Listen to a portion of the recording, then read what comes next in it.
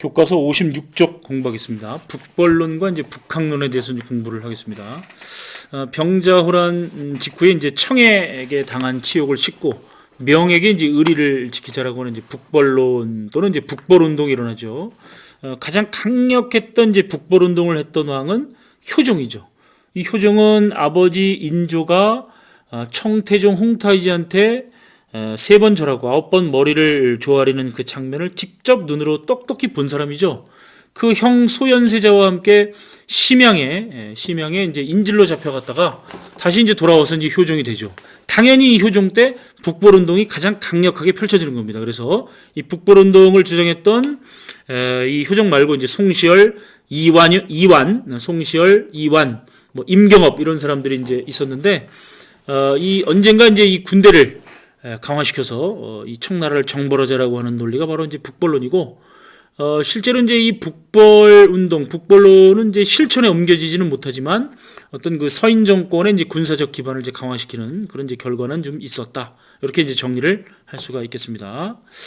자, 그런데 점차 이제 이 청나라의 이제 사신이 이제 오가면서 왕래하면서 청나라를 처음에는 이제 오랑캐로 인식을 했었으나 중국에 가서 청나라의 그 발전된 모습을 보고 돌아온 일부 실학자들은 청의 문물을 적극적으로 받아들여야 된다라고 하는 북학론을 이제 주장을 하게 됩니다. 북학론을 주장을 하게 됩니다. 여러분들 18세기의 그 강희제, 옹정제, 권륭제로 이어지는 그 청나라는 정말 세계 최대의 그 문화 대국입니다. 영토도 가장 넓었었고요. 중국 역사상. 그래서 이제 거기에 이제 이 전파된 서양의 문물들 이런 것들이 이제 조선에 이제 이 전파가 되면서 청의 문물을 적극적으로 이제 받아들여야 된다라고 하는 북학론을 이제 주장하게 되는데 이 북학론을 주장했던 사람들이 바로 이제 18세기에 이제 이 중상학파 또는 이제 이 북학파라고 불리던 사람들이죠. 바로 대표적인 인물이 박지원, 박제가라고 하는 사람들이죠. 그래서 이제 박제가가 쓴 북학의라고 하는 책 이름에서 이들을 이제 우리가 북학파라고 이렇게 불렀던 겁니다. 자, 그리고 그 밑에 이제 조선의 세계관이 이제 변화하다로 넘어가기 전에 잠시 바로 넘어가도록 하겠습니다. 자, 이 조선의 세계관이 변화하다. 자, 이 조선 후기에는 이제 중국에 갔던 사신들을 통해서 자명종 스스로 올리는 시계죠. 천리경 멀리 볼 수 있는 망원경이죠. 그리고 이제 세계지도에 이제 고려만국전도 이런 것들. 그다음에 이제 이 서양역법인 시헌역이 이제 전래되는 등 서양의 과학 기술이 이제 조선에 전해졌습니다. 자, 관련된 사진은 이제 58쪽에 잘 나와 있는데요. 왼쪽에 보이는 이 시계가 바로 자명종이죠. 스스로 올리는 시계고, 그다음에 멀리 볼 수 있는 천리경입니다. 그다음에 이제 이 오른쪽에 이제 혼일강리 역대 국도 지도인데요. 조선 초기의 세계 지도죠.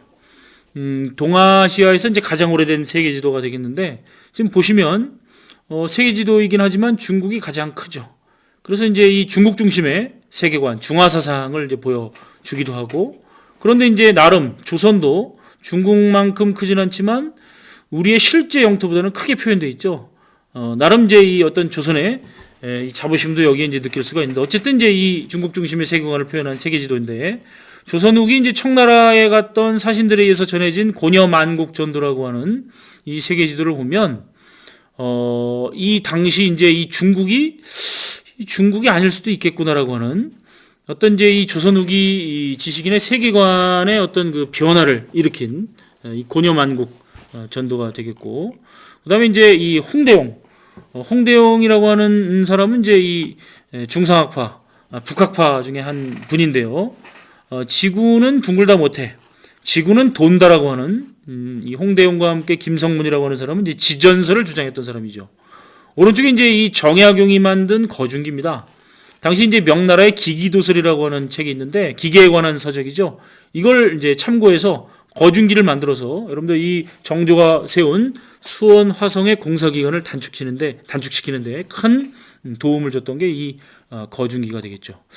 다시 이제 교과서로 이제 돌아와서 자, 여기다가 이제 밑줄을 좀 치고 이익이라고 하는 사람도 지구가 둥글다고 주장 밑줄 치고 더 나가서 이제 김성문과 홍대용은 지구가 돈다라고 하는 이제 지전설을 내세워서 중국 중심의 세계관에서 좀 탈피하는, 벗어나는 이제 계기를 마련했다. 이렇게 이제 보면 되겠죠.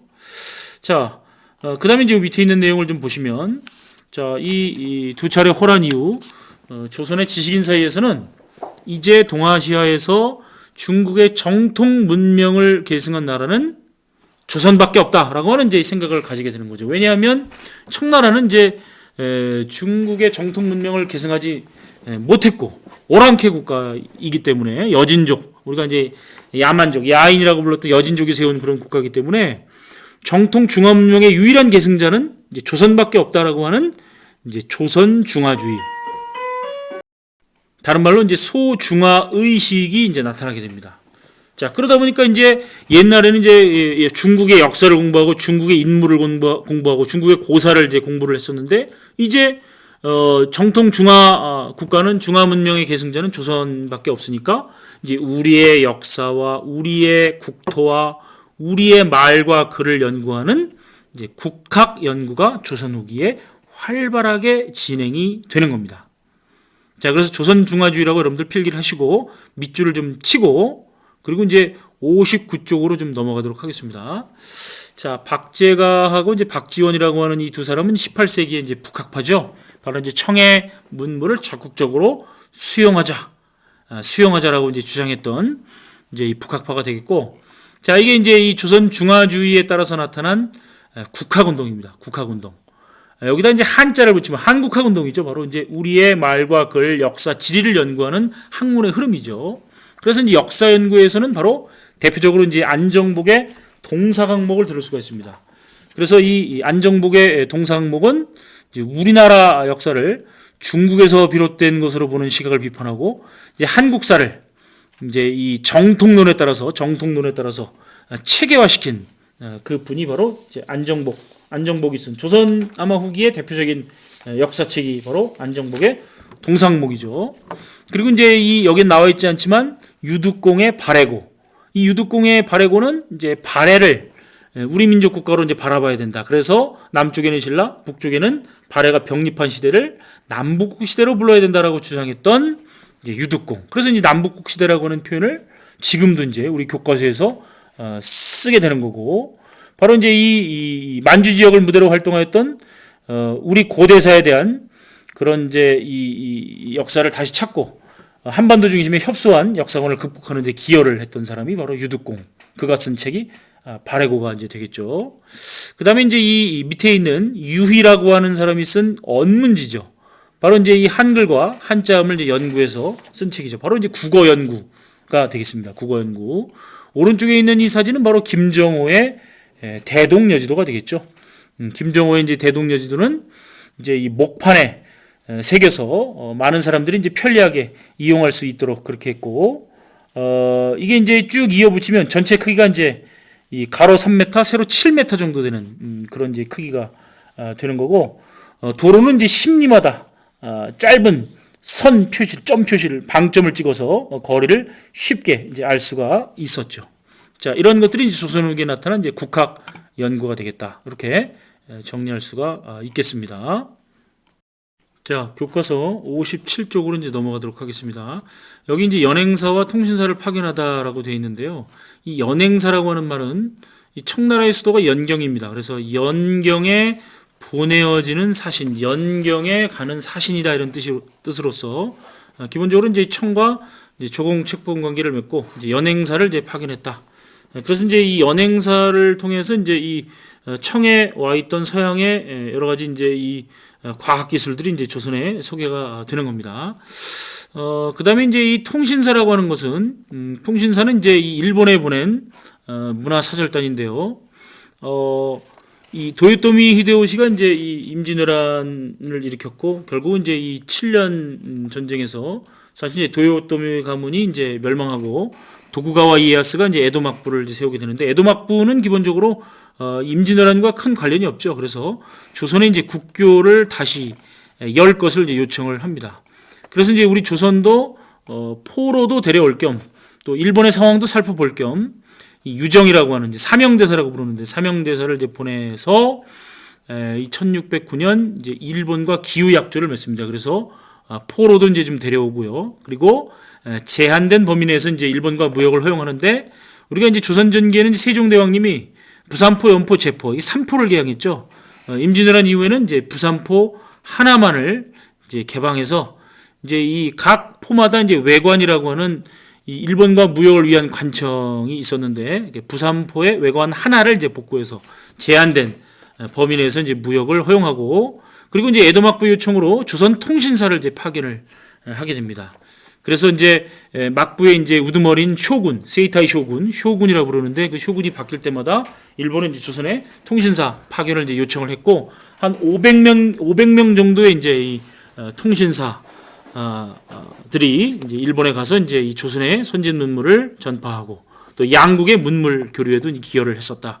그래서 이제 임진왜란 이후에 그 19세기 초까지 총 12차례 이제 조선 통신사를 이제 파견을 하게 됩니다. 지금 보시는 이 사진은 이제 조선 통신사 상륙 기념비의 모습을 보고 있는데요. 이게 지금 어디냐면은 이제 이 시모노세키죠. 일본 전체의 그 관문은 이제 이 규슈 북부에 있는 하카다만인데, 바로 이제 일본 본토로 들어가는 관문이 바로 이제 이 시모노세키입니다. 그래서 이제 이 시모노세키에서 이제 그 뭡니까 이 배를 타고 그래서 이제 쭉 가갖고 이 에도에 이제 이 통신사가 파견이 된 겁니다. 자, 다시 이제 이 교과서로 이제 돌아오겠습니다. 백두산 정계비가 세워지고 안영복이 독도를 수호하다. 자, 청나라를 세운 민족, 청나라의 지배층은 이제 만주족이죠. 만주족. 이 만주족의 본거지는 바로 이 만주입니다. 만주. 그래서 이제 이 자신들의 본거지인 만주 지역을 성역화하고 봉금지대로 설정을 해서 출입을 통제하죠. 근데 이제 그 두만강과 압록강 근처에 살고 있던 조선인들이 이제 이 국경을 넘어서 거기 가서 이제 산삼을 채취하거나 이제 사냥을 하는 사람들이 이제 많아지니까 조선과 청의 관리가 백두산 일대를 답사하고 백두산의 경계를 정하는 비석을 세우는데, 이게 이제 이 숙종 때 세워진 백두산 정계비가 되겠습니다. 백두산 정계비가 되겠죠. 자, 그런데 이제 이 백두산 정계비 네모를 치는데, 이 백두산 정계비가 이제 세워질 때는 큰 문제가 없었는데, 나중에 이제 19세기 후반에 이 백두산 정계비의 내용을 가지고 이제 그 간도가 청의 땅이냐 조선 땅이냐를 가지고 이제 이 분쟁이 일어납니다. 이게 이제 간도 귀속 분쟁이라고 하는 건데, 결과적으로 이제 여기 보면 이제 서쪽으로는 뭐 압록강, 동쪽으로는 토문강을 경계로 한다. 이 해석상의 문제를 둘러싸고 나중에 19세기 후반에 결국은 이제 그 간도 귀속 분쟁이 일어났고, 1905년에 우리가 이제 이 을사조약을 통해서 외교권을 박탈당하죠. 그때 이제 이 1909년에 일본이 우리나라를 대신해서 청과 간도 협약을 맺고 이 두만강 이북 지역인 간도 땅을 청에게 넘겨주는 대가로 이 만주에 있는 안동 봉천간 철도 부설권을 이제 일본이 획득하게 되는 그 1909년에 이 간도 협약으로 이제 이어지는 내용이 나옵니다. 이 뒤에 가서 다시 설명하도록 하겠습니다. 자, 그다음에 이제 이 독도 문제인데요. 독도는 어느 나라 땅? 바로 대한민국 땅이죠. 그래서 이 독도와 관련된 가장 오래된 기록은 바로 삼국사기 지증왕 13년조에 나와 있죠. 바로 이제 신라 장군 이사부를 시켜서 이제 울릉도와 독도를 포함하는 독립왕국인 우산국을 정복했다, 이렇게 이제 돼 있죠. 그러다가 이제 이 고려 시대에도 이제 이 울릉도와 독도를 이제 이 우리의 영토로 인식하고 적극적으로 이제 관리를 해 왔습니다. 그런데 이제 이 고려 말 조선 초기가 되면 이 왜구가 바로 이제 우리나라 해안가를 약탈하다 보니까 조선의 그 태종 이방원은 이 섬을 비우는 정책을 실시를 합니다. 섬에 주민이 살고 있으면 그 일본 놈들이 쳐들어와서 죽이고 약탈하니까 아예 섬을 비웁니다. 그래서 조선왕조 500년 동안 이제 공도 정책이라 해서 섬을 비우죠. 그러니까 이제 조선 숙종 때 가게 되면 자꾸 이제 독도와 울릉도 지역에 일본 어민들이 나타나서 이제 고기잡이를 하죠. 이때 부산 출신의 안영복이라고 하는 사람이죠. 이 안영복이라고 하는 사람은 이제 이 수군에서도 근무를 했었고 외관에서도 근무를 했으니까 일본어를 잘하죠. 그래서 두 차례 일본 에도막부, 그러니까 일본까지, 지금 현재 이 에도막부죠. 당시에는 일본까지 건너가서 울릉도와 독도가 조선의 영토임을 확인받고 이제 돌아오게 됩니다.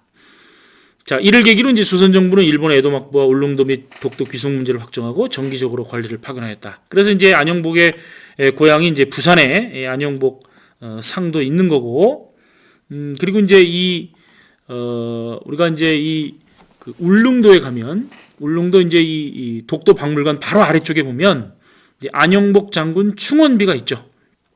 그래서 이제 이 안영복 장군 충원비 앞에서 이제 이렇게 사진을 찍었고, 자, 이게 바로 이제 이 독도의 모습입니다. 바로 직직선입니다. 이제 독도는 이제 동도와 서도로 나눠져 있는데 바로 이제 서도의 모습을 보고 있고, 요 부분 이제 이 주민 숙소죠.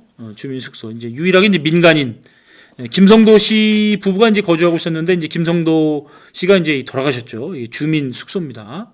오른쪽에 이제 동도가 있고 독도 경비대가 이제 이 산 꼭대기에 있습니다. 바로 선생님 몇 년 전에 우리 학생들을 데리고 이렇게 독도를 방문을 했었고, 이 독도에서 요 전진표 학생이 바로 그 드론을 국방부의 허가를 받고 이제 드론을 띄워서 촬영한 드론 그 사진이 되겠습니다.